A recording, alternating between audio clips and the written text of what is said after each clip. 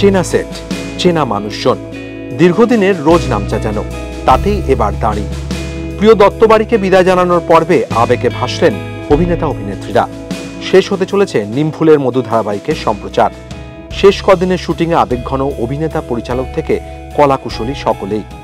এই তো শুরু করলাম, এই তো জার্নি শুরু হলো, জাস্ট 2.5 বছর কেটে গেল। আমার জীবনের, আমার কেরিয়ারের নিমফুলটা একটা মাইলস্টোন থেকে যায় এবং সৃজন পর্ণাকে প্রচুর ভালোবাসা দিয়েছে অডিয়েন্স। পর্ণা আমি হতে পেরেছি এই পেছনের মানুষগুলো সাপোর্টে। লিলি দিকে বকেছি, ইন্টারেস্টিং, লিলি দিকে বকেছি। এই সেটে 3 মাস কাজ করার ভিতরে বহুবার খাওয়া দাওয়া হয়েছে।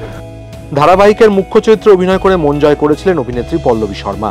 শুটিং শেষে নস্টালজিক অভিনেত্রী। ভীষণই হচ্ছে নস্টালজিক ফিল। তার কারণ হচ্ছে আমাদের বাড়ি মানে ইউএসপি ছিল সিরিয়ালে দত্ত পরিবার, দত্ত বাড়ি। আর এই দত্ত বাড়ির উঠোনে যখন সিনটা করি তখন মনে হয় না যে আবার সে হয়তো প্রথম দিনটা ফিরে গেছে। সত্যি বলতে কবে যে এই 2.5 বছর পেরিয়ে গেছে আমরা টের পাইনি। জাস্ট মনে হচ্ছে এই তো শুরু করলাম, এই তো জার্নি শুরু হলো, জাস্ট 2.5 বছর কেটে গেল। এবং প্রচুর ভালো ভালো এক্সপিরিয়েন্স হয়েছে, প্রচুর ভালো ভালো সিন করেছি। আর আমার জীবনের, আমার কেরিয়ারের নিমফুলটা একটা মাইলস্টোন থেকে যাবে যে এমন একটা গল্পে আমি কাজ করলাম যেটা আমার করে খুব ভালো লেগেছে, দর্শকের খুব ভালো লেগেছে।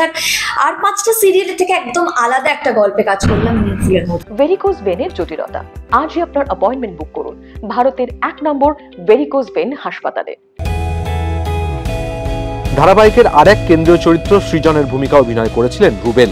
তিনি শুটিং শেষ করে ফেলেছেন আগেই। তবে 2.5 বছর ধরে সৃজন পর্ণাকে দর্শক ভালোবাসায় ভরিয়ে দেওয়ায় কৃতজ্ঞ পর্দার পর্ণা।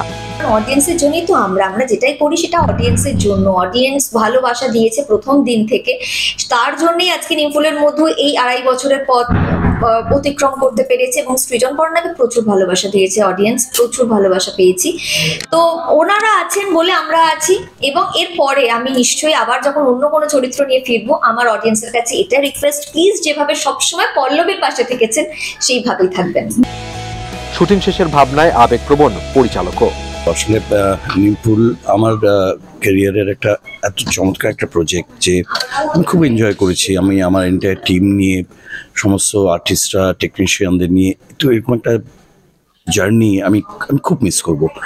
মানে এত ভালো একটা টিম, এত ভালো একটা অভিনেত্রীদের একটা মেলবন্ধন, এত সুন্দর ওদের অ্যাপ্রোচ, আমি সত্যি মিস করবো আমার ক্যারিয়ারে।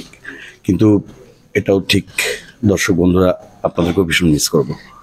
কিন্তু যেটা শুরু হয় তার তো একটা শেষও আছে, শেষ হবে স্বাভাবিকভাবে, এটাই নিয়ম, কি আর করা যাবে।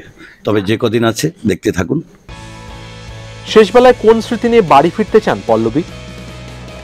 নিমফুলের মধু থেকে যেটা আমি সব থেকে বেশি যেটা সংগ্রহ করেছি নিজের জীবনে, যেটা আমি নিয়ে যাব, সেটা হচ্ছে আমার সম্পর্কগুলো, ইমোশনসগুলো, ভালো এক্সপিরিয়েন্সগুলো। কারণ আমাদের নিমফুলেতে এমন একটা দিনও হয়নি যেখানে আমরা খুব খারাপ নোটে কাজ করেছি, যেখানে আমরা, কারণ এখানে প্রত্যেকদিন সন্ধ্যেবেলা আমরা ফিস্ট করি, পিকনিক করি, খাওয়া দাওয়া করি, মজা করি, আনন্দ করি, এত হই হই করে কেটে গেছে এই 2.5 বছর যে টেরই পাইনি কখন সময়টা চোখের পলকে পেরিয়ে গেল।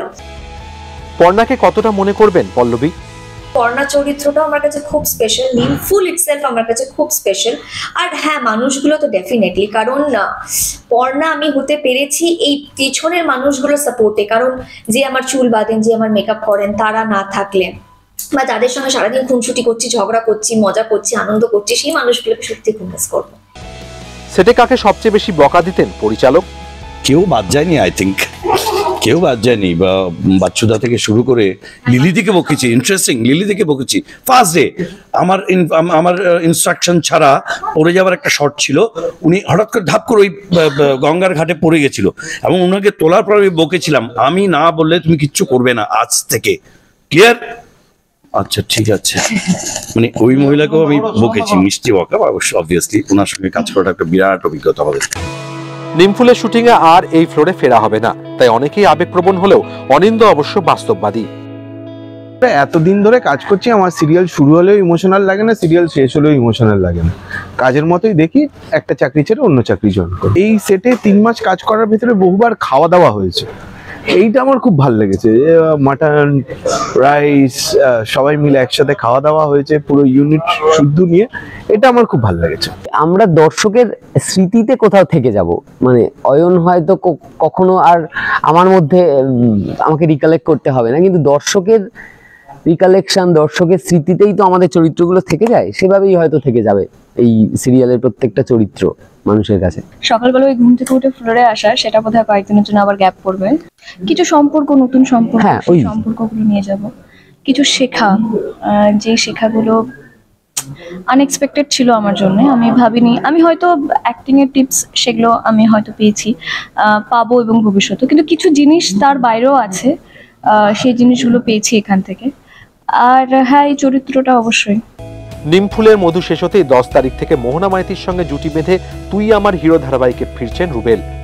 তবে পল্লবী কিছুদিন ছুটি কাটিয়ে আবার ফিরবেন নতুন কোনো সিরিয়ালের শুটিংয়ে।